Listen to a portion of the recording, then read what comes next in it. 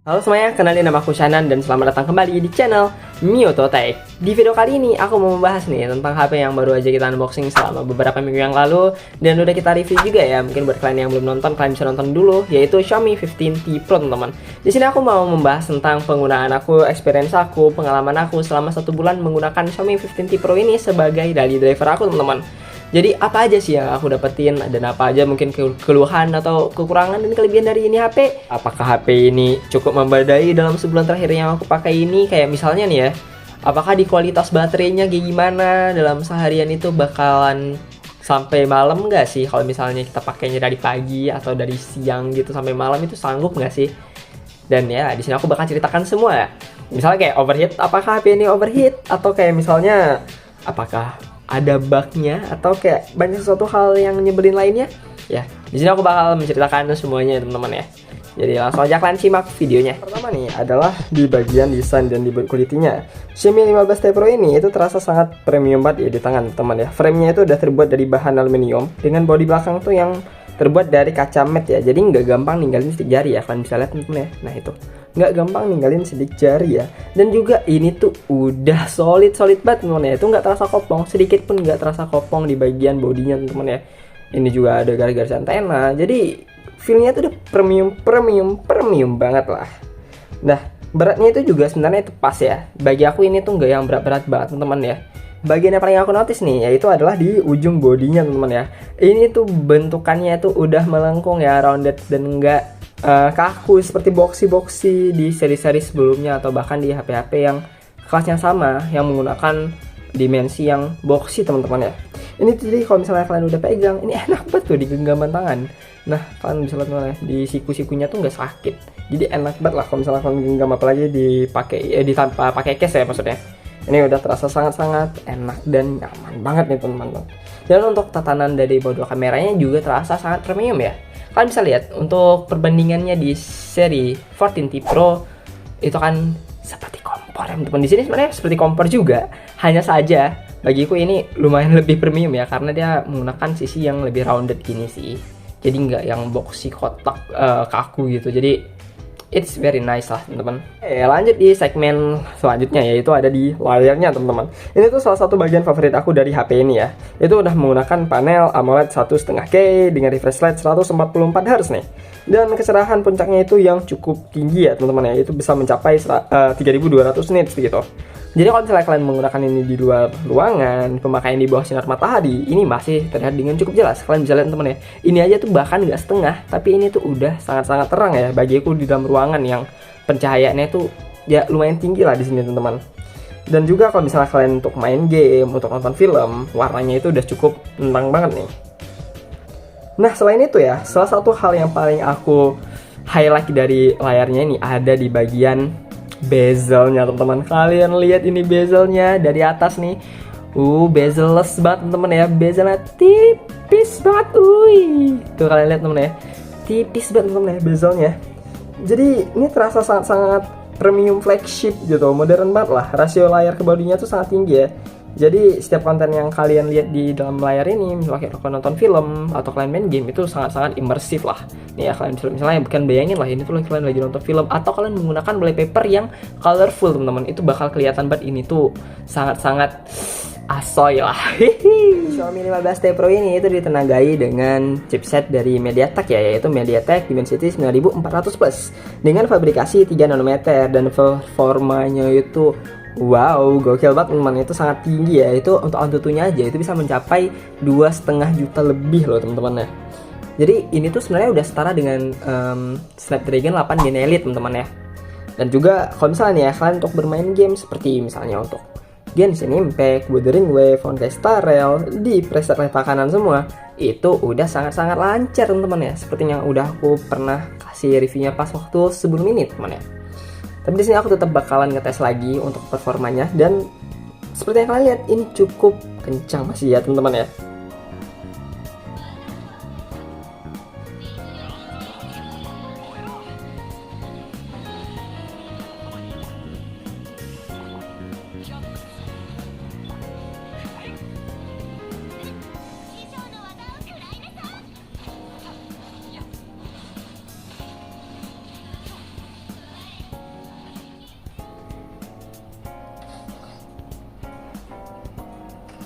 Dan untuk FPS-nya sendiri ini tuh cukup mantep teman-teman ya. Ini aku jarang banget untuk mendapatkan drop yang tiba-tiba nurun atau tiba-tiba frame drop. Ya itu mah jarang banget loh. Dan untuk suhunya juga ini sangat stabil dengan efisiensi daya yang juga meningkat dari seri sebelumnya ya teman-teman ya. Dan HyperOS-nya itu semakin terasa sangat halus lah. Serta multitasking dan editing video sama rendering itu juga mulus banget teman-teman. Jadi secara performance chipsetnya ini sangat tinggi lah. Ini udah ya kelasnya flagship teman-teman ya untuk chipsetnya ya.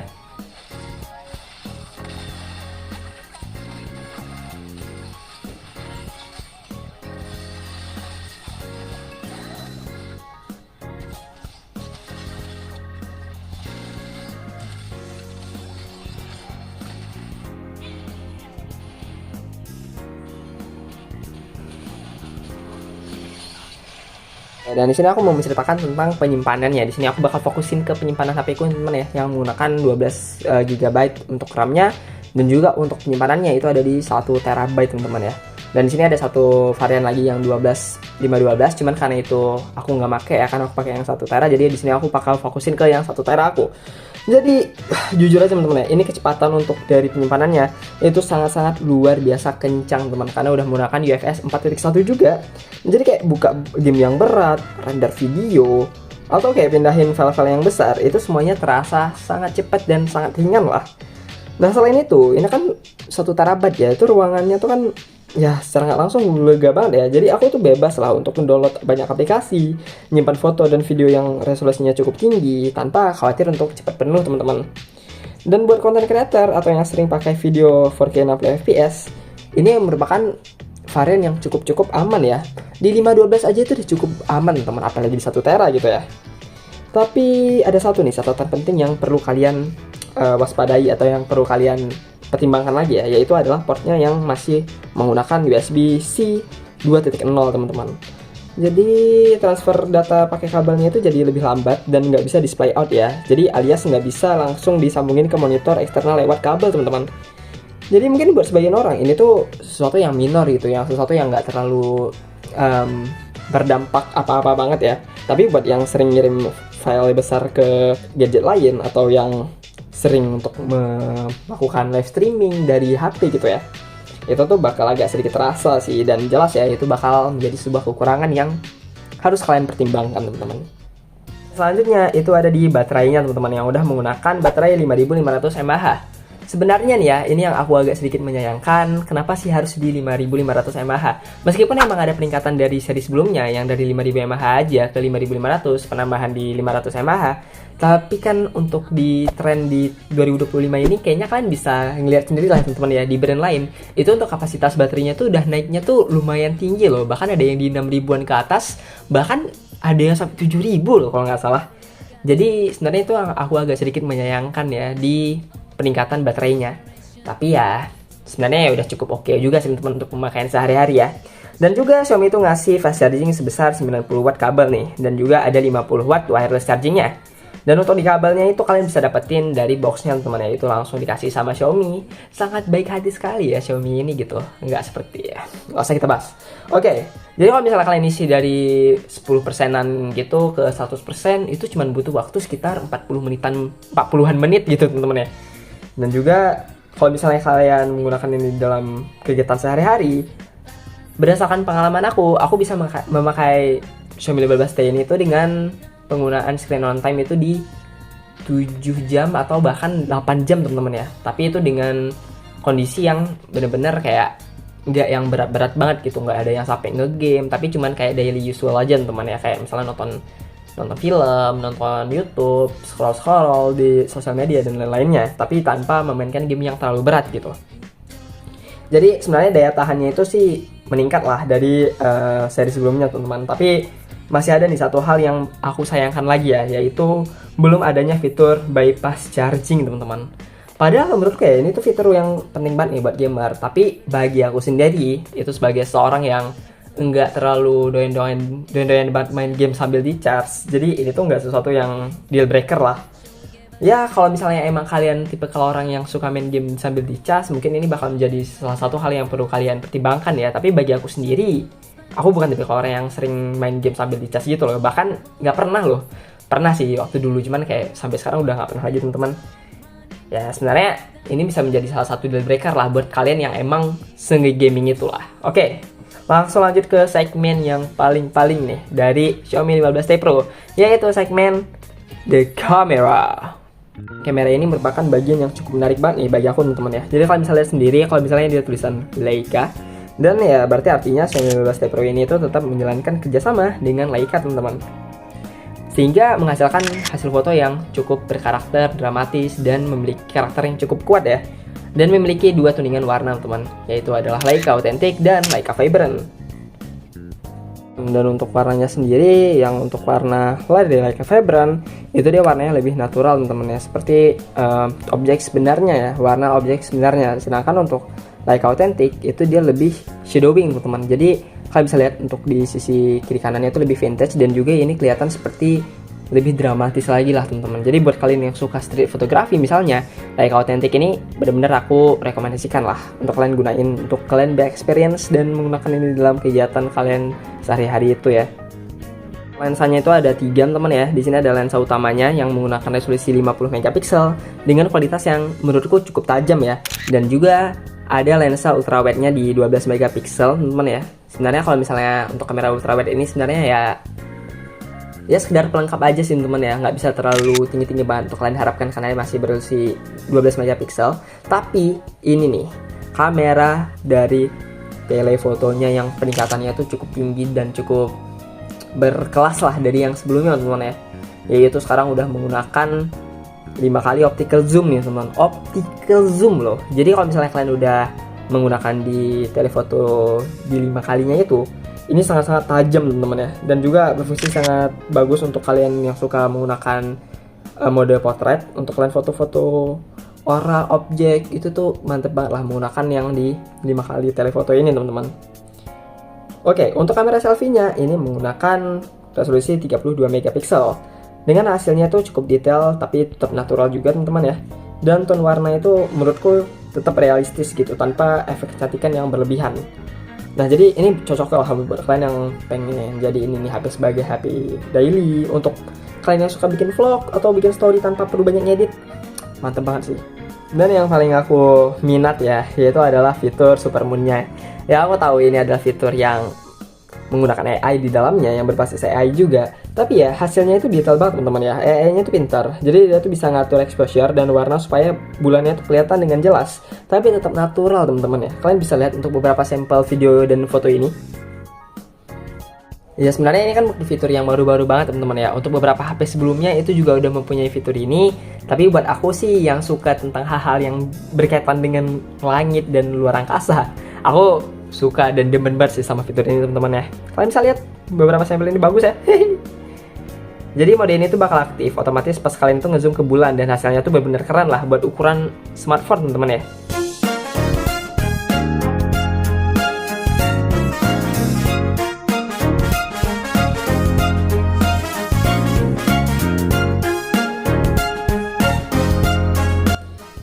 Tapi ada sedikit kekurangan nih dari sisi softwarenya teman-teman, yaitu di perpindahan kameranya ya, atau di transisi antar kameranya yang kadang terasa cukup kaku ya, dan bahkan kadang nggak ada animasinya teman-teman ya. Yang paling sering nggak ada animasinya itu di saat perpindahan antar kamera, yaitu lensa utamanya yang di 1 kali ke 0,6 kalinya teman-teman ya. Kalian bisa lihat ini, itu bahkan nggak ada perpindahan secara transisi atau animasinya teman-teman ya.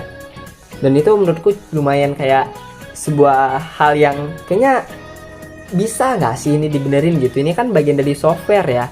Secara chipset misalnya kita lihat chipset, performance, penyimpanannya yang udah menggunakan 4.1 itu kan bukan sesuatu hal yang sulit nggak sih? Nggak tahu sih. Tapi kayaknya ini cukup kaku dan harapan aku sih kedepannya semoga ini ada perbaikan ya secara software, sehingga di HyperOS 3 nanti ya harapannya nanti bakal bisa untuk lebih matang lagi ya untuk efek transisi dari kameranya. Ada caranya nih teman-teman agar animasi atau transisinya itu tetap berjalan dengan cukup oke ya, yaitu dengan cara kalian dari lensa yang 1 kalinya ini itu kalian pindahin ke lensa 2-nya atau ke lensa yang 5 kalinya, lalu baru kalian ganti ke lensa 0,6-nya. Kalian bisa lihat teman-teman ya, efek transisinya itu bakal langsung muncul. Tapi berbeda ya kalau misalnya kalian baru pertama kali buka kamera, terus kalian dari yang lensa 1 kali langsung ke 6 kali, itu nggak ada efek transisinya. Jadi caranya itu pertama kali kalian buka dulu aplikasi dari kameranya, itu kan bakal di 1 kali ya untuk di kamera utamanya. Itu kalian pindahin aja ke 2 kali atau di 5 kalinya, dan langsung kalian pindahin ke 0,6 kalinya, dan itu kalian langsung bakal ngelihat itu ada efek transisinya. Ya kalian mungkin harus terbiasa lah untuk sekarang ya. Tapi ya harapannya sih bakal ada update software ya, karena ini cukup menyusahkan para user lah dan cukup kurang bagus ya secara efek transisi dan UI gitu loh. Tapi overall dari kameranya ini bagiku ini cukup menarik dan cukup mantap lah selama aku menggunakan ini selama 1 bulan lebih ya teman-teman ya. Ini berkat OIS-nya juga pada setiap lensanya, sehingga menghasilkan kualitas foto atau video yang cukup menarik dan cukup bagus lah, dan sangat layak lah kalau misalnya ini di posting ke sosial media tanpa perlu banyak ngedit atau bahkan tanpa ngedit sekalipun. Jadi bagiku untuk di sektor kamera ini udah cukup memadai ya, tanpa melihat kekurangan yang sebelum-sebelumnya. Hanya melihat hasilnya aja sih udah sangat memadai. Oke, untuk pengalaman sehari-hari nih teman-teman, untuk selama sebulan ya, yang aku rasain ini HP tuh cepet, mulus, dan juga sangat mateng ya di HyperOS-nya.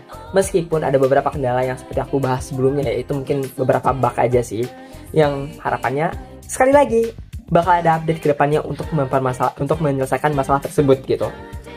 Oke, untuk animasinya tuh cukup mulus ya untuk layarnya, dan untuk notifikasinya itu cukup lancar. Fingerprintnya juga sangat responsif. Selama aku pakai sebulanan ini nggak ada permasalahan tentang fingerprint, dan speakernya itu cukup jernih ya teman-teman untuk kualitas dari suaranya. Cocok nih buat kalian yang pengen nonton atau gaming tanpa headset lah. Cuma karena bodinya ini tipis ya, jadi bagian belakangnya itu kadang terasa hangat nih kalau misalnya kalian mainin game yang lumayan berat atau rata kanan gitu dengan waktu yang cukup lama teman-teman ya. Tapi sebenarnya masih wajar banget lah, apalagi kalau misalnya kalian gunain ini dalam ruangan yang lumayan dingin, atau kalian gunain aja fan cooler teman-teman ya, atau pakai kipas aja gitu eksternal. Jadinya ya udah main gamenya tetap lancar, dan HP kalian tuh nggak yang bakal panas-panas banget. Sebenarnya nggak bisa dibilang panas banget juga teman-teman ya, itu cuma hangat aja, tapi bakal tetap terasa lah kayak oh ini naik nih suhunya ya, bakal terasa gitu. Cuman nggak yang bakal sampai bikin tangan kalian terbakar lah. Oke, jadi setelah 1 bulan pemakaian, ini merupakan HP yang kelasnya itu sebenarnya bukan flagship killer lagi ya teman-teman. Tapi menurutku ini emang udah termasuk flagship yang beneran. Performanya itu yang cukup tinggi menggunakan Dimensity 9400 Plus yang ngebut dan juga stabil, dan dipadukan dengan penyimpanan UFS 4.1 dengan RAM 12GB dan penyimpanan di 512 atau di 1TB yang super cepat dan lega nih buat penyimpanan apapun ya, mau dari game berat, foto 4K, foto atau video 4K maksudnya, sampai di video 8K juga cukup aman lah di HP ini teman-teman. Kamera Leica-nya juga cukup solid, hasilnya punya ciri khas yang cukup bagus. Dan fitur yang aku suka yaitu Super Moon-nya ini benar-benar bikin aku kagum ya waktu motret buat malam hari. Layarnya pun terasa sangat mewah, terang, halus, dan bezelnya tuh super tipis. Bikin pengalaman visual terasa modern dan premium teman-teman. Ya memang masih ada sih beberapa kekurangan kecil, kayak misalnya USB Type-C yang masih 2.0, lalu transisi antar kameranya yang masih terasa kaku, dan bahkan belum ada animasinya ya untuk beberapa kasus, serta belum ada fitur bypass charging-nya juga. Tapi di luar dari itu semuanya tuh nyatu di paket yang benar-benar matang lah teman-teman. Yang paling bikin aku senang sih selama pemakaian sebulanan ini ya, aku nggak nemuin iklan sama sekali teman-teman di aplikasi bawaan Xiaomi-nya, yang kayak misalnya di Mi Video, atau kayak misalnya di File Manager, di aplikasi keamanannya, di aplikasi Get Apps. Aku ngerasa nggak ada nemu loh teman-teman ya. Mungkin notifikasi ada ya, sebenarnya kalau notifikasi kan tinggal kita matiin aja, tapi kayak beneran iklan di dalam aplikasinya itu nggak ada. Jadi kayak di aplikasi tema juga ya, aku udah berapa kali aku ganti tema, tapi aku nggak nemuin iklan di aplikasi tema teman-teman. Jadi pengalamannya cukup oke lah. Jadi buat aku pribadi, Xiaomi 15T Pro ini tuh memberikan feel dan pengalaman yang bener-bener enak dan solid banget teman-teman ya. Jadi bukan sesuatu hal yang cuma bagus di atas kertas saja, tapi secara penggunaan experience di kehidupan nyatanya juga bener-bener enak lah. Jadi thank you banget ya buat Xiaomi udah menghadirkan 15T Pro dengan cukup imersif, cukup mantep, cukup ciamik lah pada tahun 2025 ini. Semoga seperti yang aku harapkan sebelumnya, untuk beberapa hal yang menjadi kekurangannya ini tuh dapat optimalkan dan ditingkatkan ke depannya lagi ya. Apalagi secara yang UI-nya ya. Semoga diupdate software ke depannya untuk efek transisinya itu benar-benar bisa dibagusin lagi lah.